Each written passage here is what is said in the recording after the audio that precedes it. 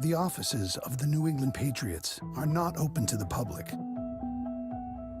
Their secrets to success are rarely discussed. Their coaching staff seldom heard from. Until now.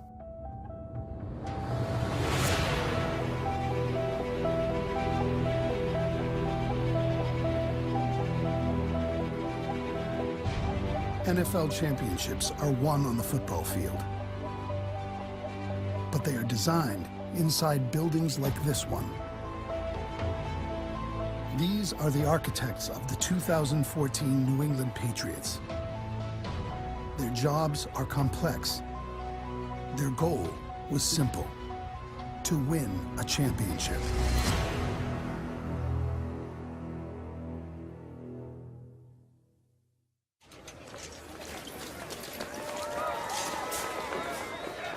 Finish the play, buddy. Finish the play. That's your job. Do your job. Let's go, fundamentals. Bill Belichick demands that of his players. Don't let them inside. Flatten them out. That's a nice job, High. And also his assistants. We'll go to him with new ideas all the time, or what we think are new ideas, which is stuff that he probably just ran 30 years ago or 20 years ago. I mean, this is just a throw it out there and see how you... He wants you to disagree. He respects that. He listens. Yeah. What do you think about... Sometimes in the back of your mind, you're going, okay, this is a first ballot Hall of Fame coach, and you're just telling him, hey, this is messed up.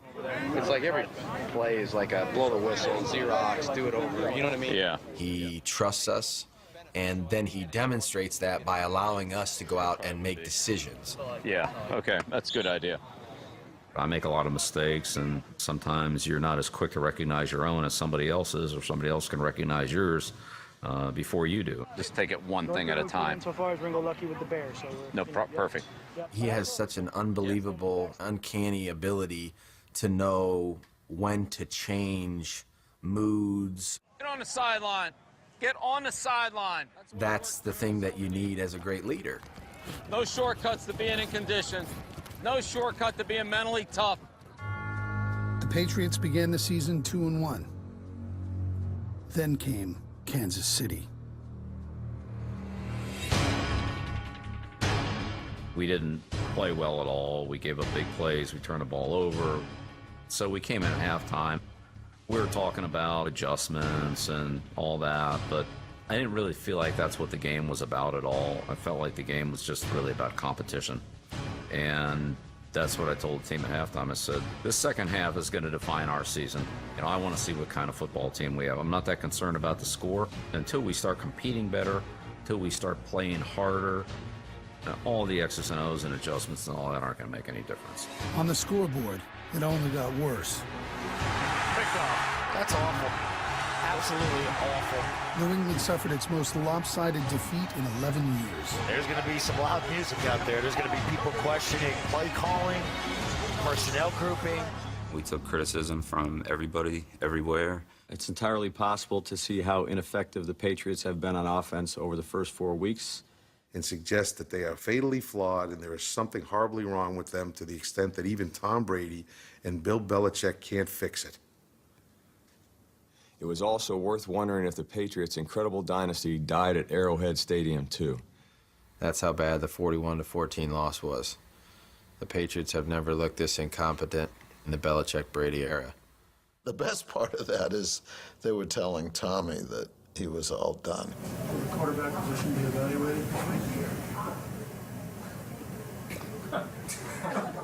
I mean, there's nothing better that can happen to get his competitive juices going. So thank you to all the people and media people who did that. When I walked off the field that night, I really felt good about the team, even though we'd gotten, smashed. I felt something about the team that night in the second half that I really thought we can build on. Anybody that wanted to cash it in there could have cashed it in. We weren't going to win. We were behind. We're on the road. Their crowd was in a frenzy. The Chiefs are playing very well, but I could see the fight. I could see the team's emotions in the game. I felt good about their toughness, their competitiveness, that they cared, that they really played with a purpose, and they cared about each other. Okay, if we have this, then we're, in the end, we're going to have a chance. He was right. The Patriots won another division title. right, so look, this gives us a chance now. Just gives us a chance. Puts us in position. Congratulations, AFC's champs. We'll see you Wednesday. But to ensure a job well done, they needed to win their first Super Bowl in a decade and raise a fourth championship banner. When we return... It was the same play that we ran against the Colts in 01 with David Patton. If coaching is a chess match, Bill Belichick is the NFL's Bobby Fischer. Before the Patriots knew their playoff opponent, Belichick was already crafting the endgame. During the bye week, he brought myself, Josh McDaniels, and Brian Daboll in his office to talk to us about having something different that we might need in the postseason to help us win a football game. Tennessee had a play on the last play of the game where they put 4 skill players in at guard and tackle. Everybody but the center. Get the line out. Everybody but the center. I've never seen this. The only offensive lineman that is in the game right now, I believe, is Spencer. When I saw the play, I thought to myself, that's something you see on the punt team. And that's always a problem for us to identify who's eligible, because you don't want them to sneak somebody out and fake punt you and that kind of thing. But it's hard to match up. And a lot of times the officials don't, they're not going to sit there and say, 54 is eligible, 27's ineligible, 89's ineligible, 76 is eligible. They just it goes kind of fast. And defensively, you kind of just got to figure it out. As an offensive staff, we went in there and we discussed the general idea of displacing some people, using a 4-man line. And I said to Josh, look, if we split an eligible guy out and he's a legitimate receiver like Vereen, defensively, even though that guy is ineligible, it's really hard not to cover him just instinctively. You see Vereen out there and you don't think, all right, forget about him. Derrick Henry is the running back. Well, look at this odd formation. Players all over the field. I think it was the Alabama-LSU game. Alabama kind of lined up in a unique formation and hit the tight end right down the middle. There was nobody on him. We actually showed it to the team. LSU is confused. This guy's not even eligible right here, but he fakes a pass, and they free up the real tight end who was lined up as a tackle. With everybody split out, and there were really, 6 guys on the line, but 5 were eligible. We talked to the NFL officials about, reporting and making sure we did everything legal about our alignment and our reporting procedure and who had to go out after the play and all that. And so that's the way we practiced it. The ineligible receiver formation with running back Shane Vereen was named Baltimore. But the play remained uncalled until New England fell behind 28-14 in the third quarter. That could be your ball game right there, folks. Josh and I talked and said, look, this is it. We're down by 14. We're in the playoffs. We got to try to get it going here. Let's go with Baltimore and, let's spring it on them and just, see if we can get a play here and get going. Baltimore.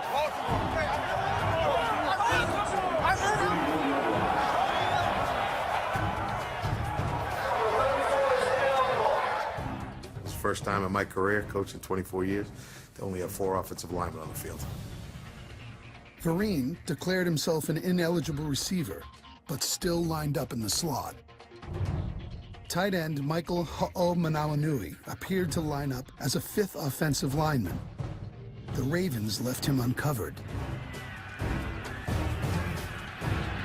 Tom and I talked about it, and our conversation was kind of, well, if this works the first time, if we have like a little different look on this the second time, they're going to have trouble with that too.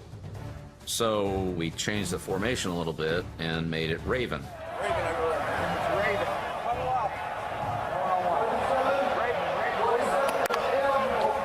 Ho'omanawanui declared himself an ineligible receiver, and once again, Tom Brady found an open man on the other side of the field. You guys are getting your money's worth of them formations. Illegal? Yeah, they're illegal.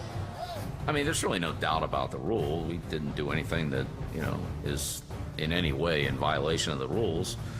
It's just a tough look, I would say. Baltimore. Green, as he broke the huddle, telling him that that guy right there is ineligible. But defensively, not very much time to react to that. We waited until the second half, purposefully, so they didn't have an opportunity at halftime to talk about it.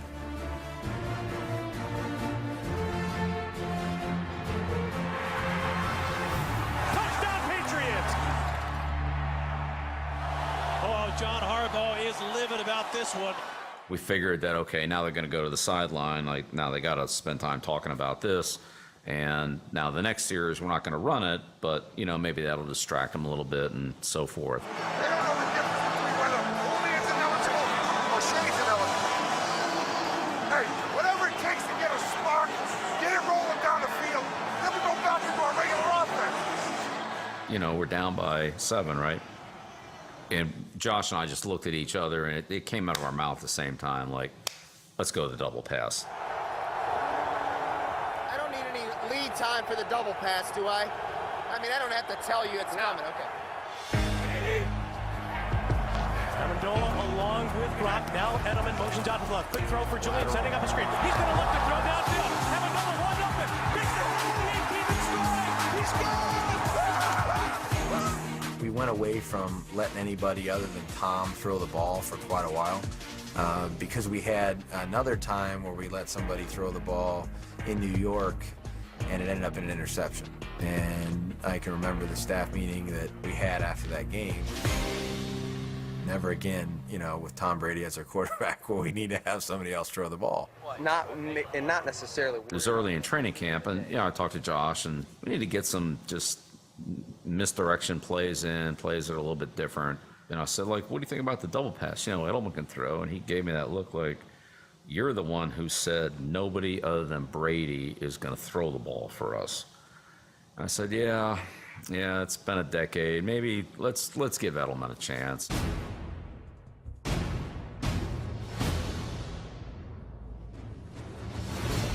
Of course, any time that Edelman hit it, then he would come into the meeting after practice and, you know, have ice on his shoulder like a quarterback would. And, you know, coach, got to take care of my arm. It was actually run in the Kansas City game, and we had a second option on the double pass that if we didn't get the defensive look, that we would opt out of the double pass and then we would go to our slant route at the bottom to Brandon LaFell. You can see up top, Danny Amendola telling him to stop, to not show the double pass. We don't run the double pass. You can't tell we're doing it at the bottom. And Brandon LaFell, ironically, scores on this play.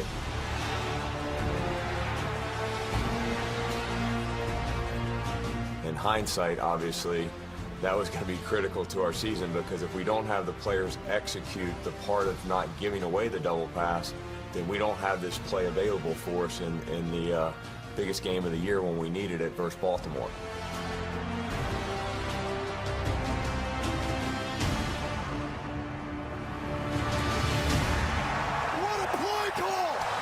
They have been keeping that one under wraps for a long time. When the Patriots designed their game plan for the AFC Championship against the Colts, the staff revisited a lesson learned from their Week 11 victory in Indianapolis.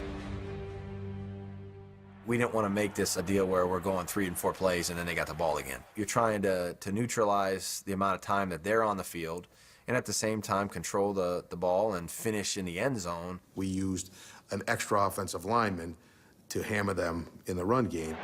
They got extra linemen, extra linemen. Cameron Fleming was the guy. Put him in at the jumbo tight end and let it roll.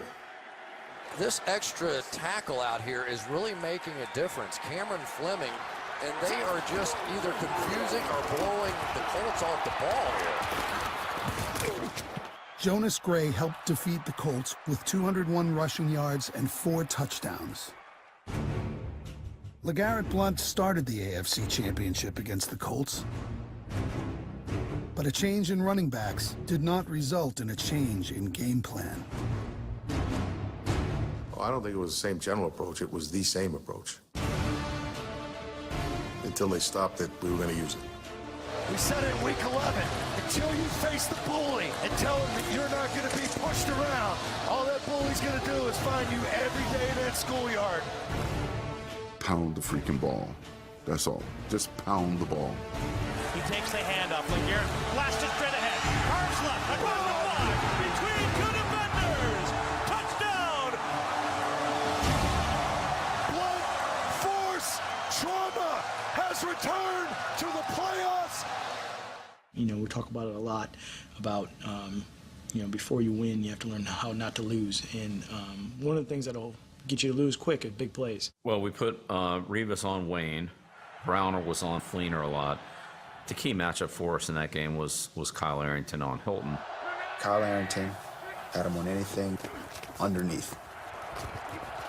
He was going to trail him the whole game, and we had Devin over top of him.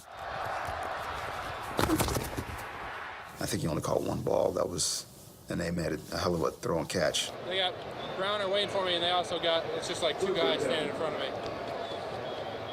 Welcome to my room.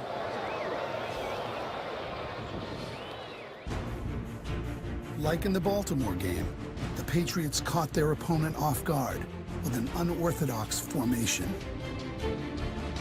We've been using Fleming as the eligible lineman, and so we made a switch there. Nate was the eligible guy. Fleming was ineligible.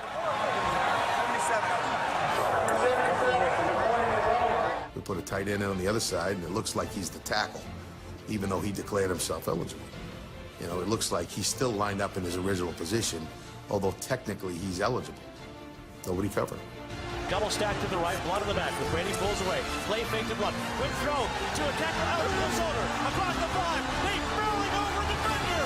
Touchdown, Patriots! Congratulations to the AFC champion, New England Patriots. Jim, I only have one thing to say.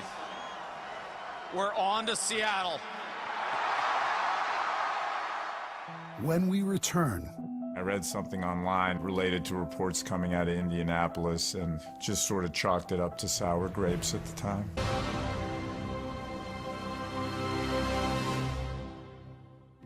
Did they or didn't they? It's the alleged cheating scandal launching 1,000 saucy headlines. Deflategate.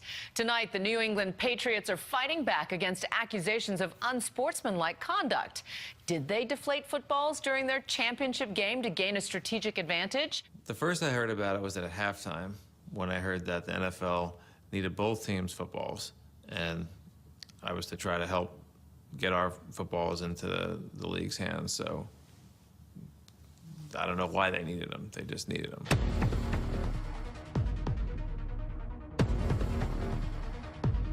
You know, at first I didn't really give it too much thought. I'm thinking, okay. And then as more attention seemed to be given to this, it was kind of like, you know, is this going to be a story? What happened during the course of the game to potentially cause a deflation? Well, we go to the ideal gas law, okay, which is PV equals NRT. It became a media frenzy and a tremendous distraction. Why would he take a bag full of balls into the bathroom with him? I mean, nature calls right then. He takes his responsibility seriously. Yes. Don't let these out of your sight. It pisses you off that it becomes a whole focal point of everybody that talks about you. You know, a good football team has got to be like a racehorse. You got to have the blinders on, going straight ahead. It did matter, but it didn't matter because somebody else was handling it. Bill was on that. He told the team point blank, don't concern yourself with this. You have to focus on what your job is. For our jobs, as you know, assistant coaches, we were grinding. That week was a game plan week for us. It was like we were playing on Sunday. So for 3 straight days, he's dealing with the ball, and we know he would have liked to be in there where he's at his best, and that's in the film room of devising a game plan to help us win a world championship. Kind of as everything settled in and was talked about, I talked to the people here that would have had some knowledge of the preparation of the footballs. Let's take some footballs, let's go through the exact same process that we went through. You know, we saw a decrease in the air pressure of all the footballs. It was not exact, but it was consistent. You know, we used multiple gauges. I saw at that point that there was a big discrepancy between gauges. Based on that, I felt like there was an explanation that I could give that was certainly worth consideration. And so that's what I did. I'm not a scientist. I'm not an expert in footballs. I'm not an expert in football measurements. I'm just telling you what I know. Would not say that I'm Mona Lisa Vito of the football world, as she was in the car expertise area. Can you answer the question? No, it is a trick question. Why is it a trick question? Because Chevy didn't make a 327 in 55. The 327 didn't come out till 62. And it wasn't offered in the Bel Air with a 4-barrel carb till 64. However, in 1964, the correct ignition timing would be 4 degrees before top dead center. I mean, I've seen the movie, 50 times, so. She was the best. That's all-time great expert witness. I wasn't trying to be that. The Patriots were trying to be Super Bowl champions and not tabloid fodder. We decided on the plane ride out there that it made sense to just put an end to it so that the whole rest of the week wasn't spent answering questions about it. I wanted to set the tone for the week that, this was a bunch of hogwash. If the Wells investigation is not able to definitively determine that our organization tampered with the air pressure in the footballs, I would expect and hope that the league would apologize to our entire team, and in particular, Coach Belichick and Tom Brady, for what they have had to endure this past week. A lot of the players came up and thanked me, and they felt that shifted the whole dialogue of the following week. Take care of all the other garbage that's on the exterior, get that out of the way, get focused on our jobs, and go out there and have a hell of a night Sunday night. 7 years ago, on this field, the Patriots lost a chance for an undefeated season. This time, Bill Belichick wasn't asking his players to be perfect. He just wanted them to do their job. There's no mystery here, fellas. It's trusting each other and everybody doing their job. Maybe the one word that isn't in that sentence that's implied but not stated is do your job well. Take care of the 1 or 2, 3 things that we've emphasized all week, we'll be okay. Our main focus was to keep Wilson in the pocket, not letting him run and make plays with his feet. Make sure we do our job on Wilson.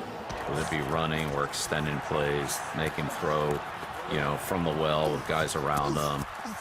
Something we preach, something we work really hard at doing. We had a day in practice down there at Arizona where we, I thought we were going to have to throw IVs at a bunch of the guys. We brought a couple backup quarterbacks down there to just run around and work on not allowing him to reverse field and change direction. Making sure we're not, past the quarterback. We got to keep him in front of us. We don't want them to rush timid or slow. And then be able to rush, but they have to be able to rush controlled, and with the understanding that at some point this play turns into a run. That's perfect. And then he's hopping, doesn't really know where to go. No clean read. Good hands, good leverage, good pad level. Good job on the quarterback. In the first half, Russell Wilson completed just 4 passes and ran for only 39 yards in the game.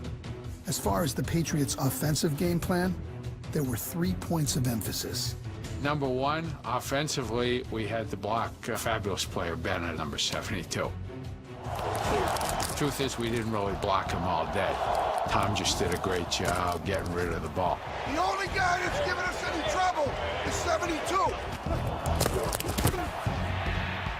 Nobody's been able to block Michael Bennett all night.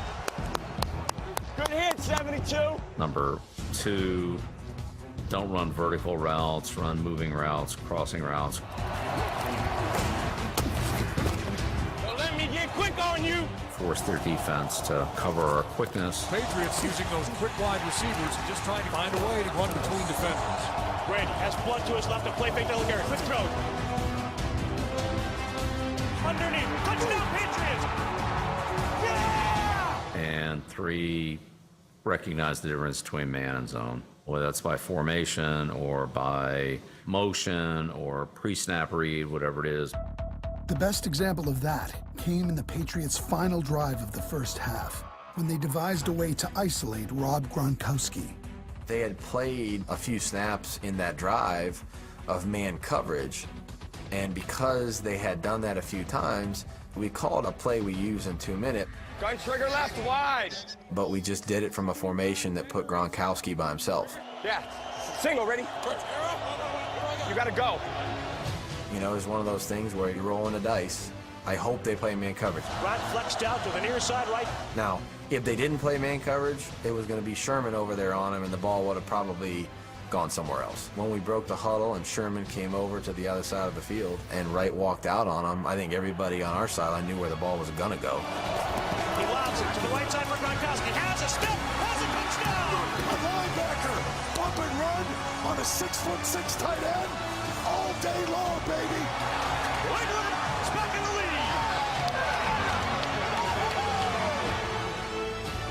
But the lead wouldn't last, and in the fourth quarter, the Patriots trailed by 10 points. Hey, we've been in worse situations than this, huh? Come on now. I never worry, because we have Tom Brady, the ninja.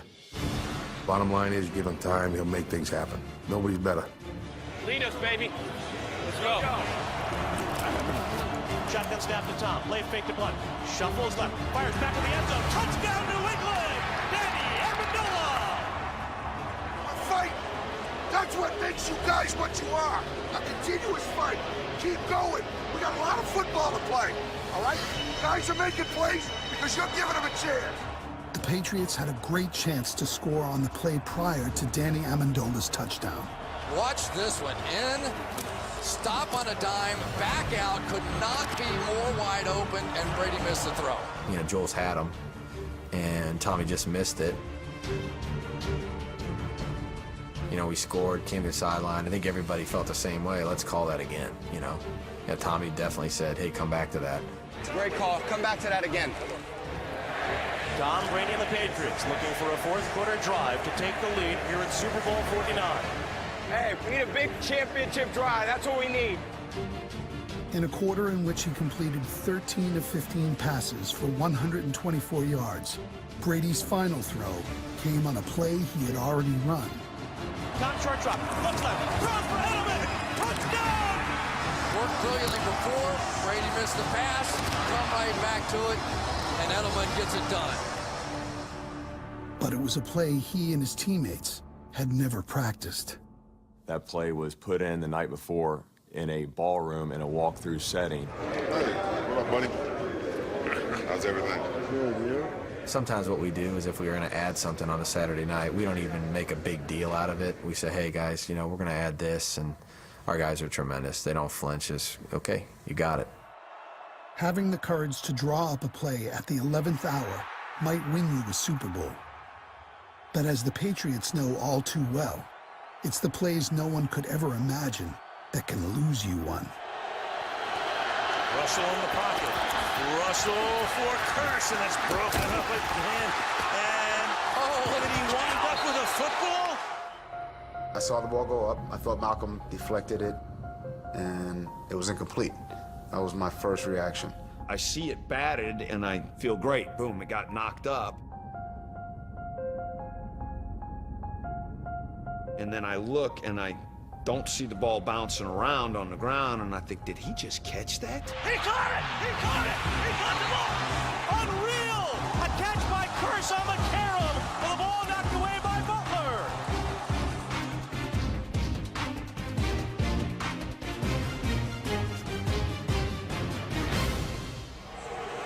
Man.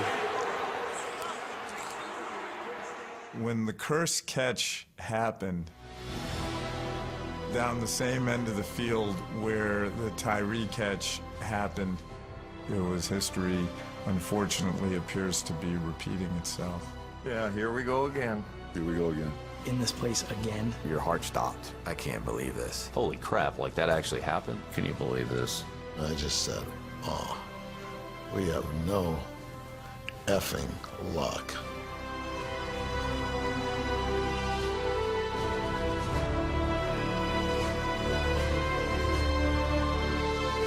And at that point, you're really hoping Tom, I think, said it. You know, defense gotta make a play. He's got to make a play.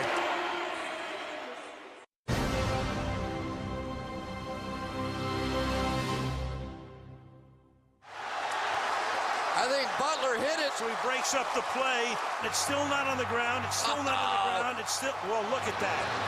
That's crazy, yo. That's crazy, yo. What's really crazy is that Malcolm Butler was even on the field at this stage of Super Bowl 49. They benched 25. They benched him. 21 in. In the second half, the rookie free agent from West Alabama, who had no interceptions and 4 passes defended during the regular season, replaced nickel corner Kyle Arrington. You know, I think Kyle's a streaky player. You know, when he gets going good, he can really be good, like in Baltimore and covering, you know, T.Y. Hilton. And then sometimes when they catch a couple on him, then he just doesn't play his technique, maybe overthinks it a little bit, sometimes plays a little conservative. The Patriots cannot cover him. He can't guard you. He can't guard you. They don't got an answer.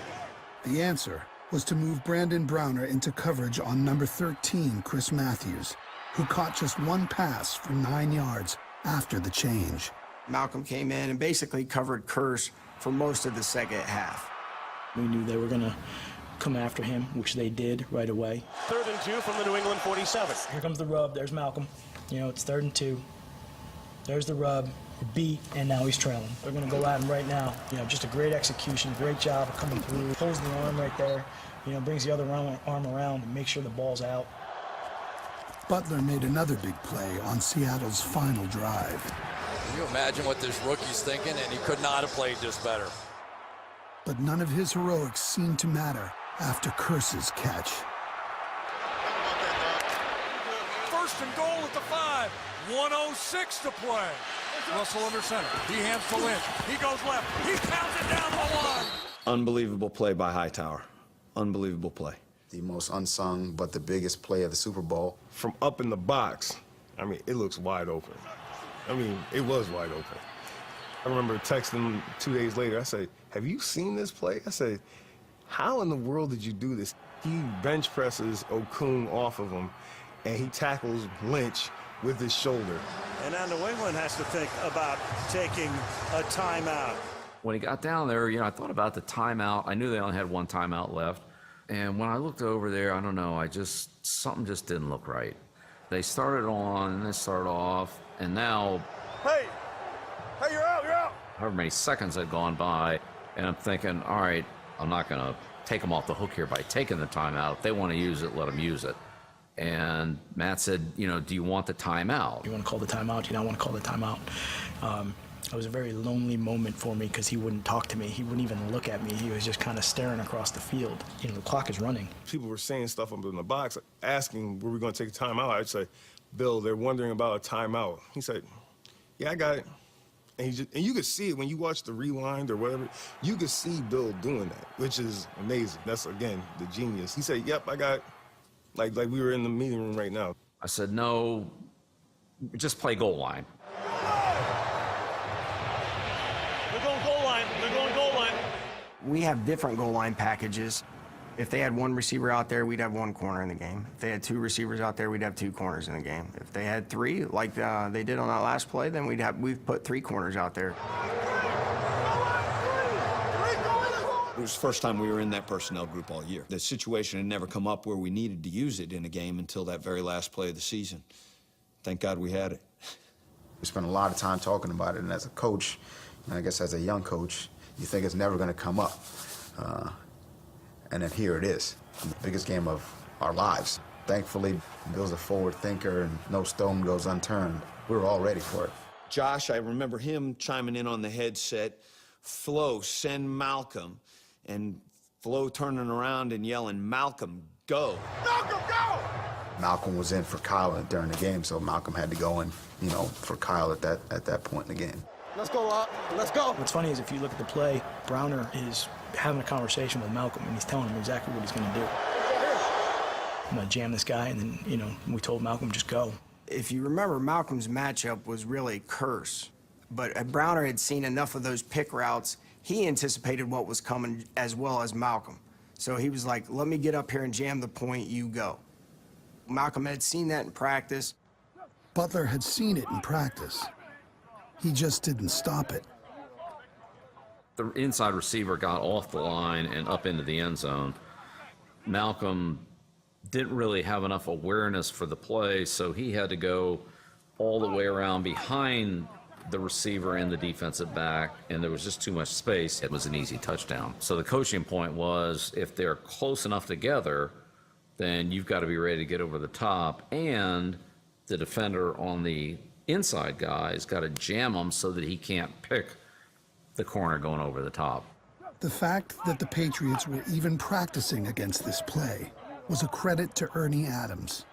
Ernie would diagram plays that either he thought that they might run against us or that he had seen from a previous game. We put all these plays on cards, so our scout team offense, they can just come up, we'll show them this card. You're going to win or lose games at practice.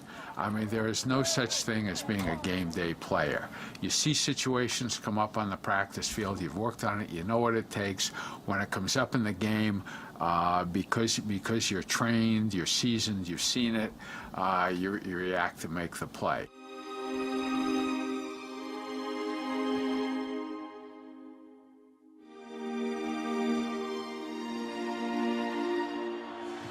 Second down and goal from the 1. Seattle down 4, but on the verge of the lead. And it's intercepted!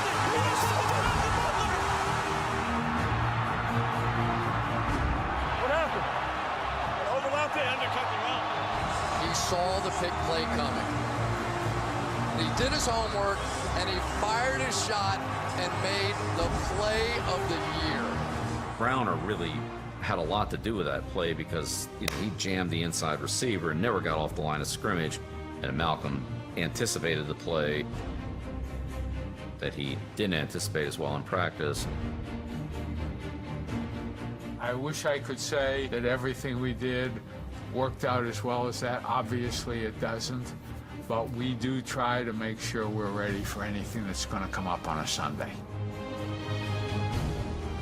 So much work went into that. I mean, I can't tell you how many guys got that same route. Jamie had it twice in practice. Chung had it about 2 times in practice. Malcolm had it twice. We went through it with everybody. Matt Patricia's in the middle of it, kind of doesn't know what's going on, is somewhere in disbelief to concerned that it isn't real and is screaming, "We're all right? We good? We're good, right? We're good."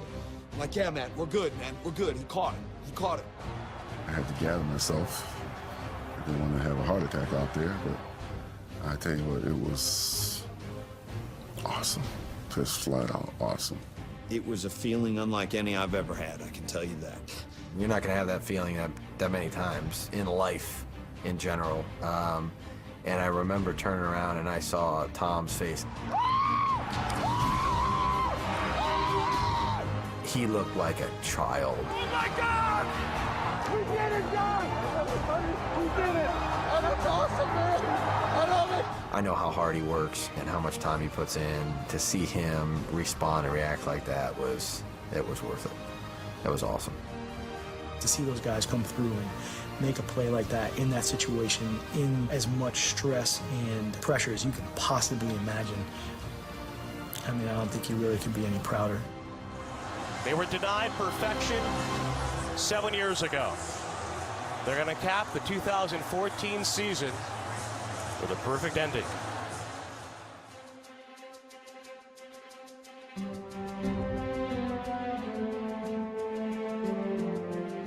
You dream about that happening as a coach.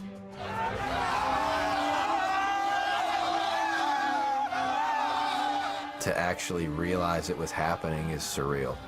This is cool, You're like, I'll remember this forever. I told the defense back in training camp, I described to them what I felt the first time I held the Lombardi Trophy. With the exception of holding my 2 kids the first time they were born, it's probably the most vivid memory I have. And I stood in front of them, talked about the weight of it, it's top heavy. It's heavy now! It's heavy at the top! Hold that trophy! It's going to be really dirty. There's going to be fingerprints all over it. You're going to kiss it anyways because you don't care. Let me kiss it. You're bonded for life with that win. That's a family atmosphere. That's what makes it so special, and that's why you got a bunch of guys running out there telling you they love each other. I love you, man. You did it, bro. I love you. I love you. Bro, yo! I love you too, man. Yeah. It was raw. It was real.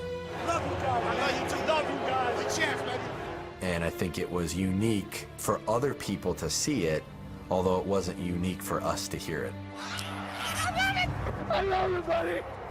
We have gone well past, I'm too proud to tell somebody I love them. Love you, man. It's okay to tell the guy next to you, if you really believe it, that, man, I love you, I'll do anything for you. And that's what they have here. And that's why the New England Patriots win football games. I want to thank the great coaching staff, the players, because we are all Patriots. And tonight, once again, the Patriots are world champions. It's a team that cares about each other. There's a lot of love for each other. We've sacrificed a lot for each other, and happy for all of them. Very happy for all of them. Great job. What a win. Great job. It took every second. You damn right. Way to go. I'm so happy for you. You too. I'm happy for you. I think that shows you how unselfish he is. And again, it's just another great demonstration of how tremendous a leader he actually is. Because in the heat of the moment, there's a lot of people that want to take credit for things. Did you ever think you were going to get your hands on another one of those, Coach? Sure did with these guys. We got a great team. We got a lot of great players. I love these guys. And here he is deflecting it totally onto the people that deserved it the most. Thanks for doing this for me. You gave me the best year of my life. You know what? You guys went out there and won it. It's a player's game. I'd do anything for you, Coach. I'd do anything for you. They're the ones who make it possible. The game's between the lines. They have to make the plays. They carry the fortunes of the team with them, with their decisions, with their execution, and it's hard. It's hard. The short amount of time that they have to make so many critical decisions on every single play, you know, that's why pro football players are pro football players. I have all the respect in the world for those guys that can do that. My high school coach, I'll never forget him talking about how players win them and coaches lose them, and there's a lot of truth to that. The real truth is that this coach and this team won together because each man did his job.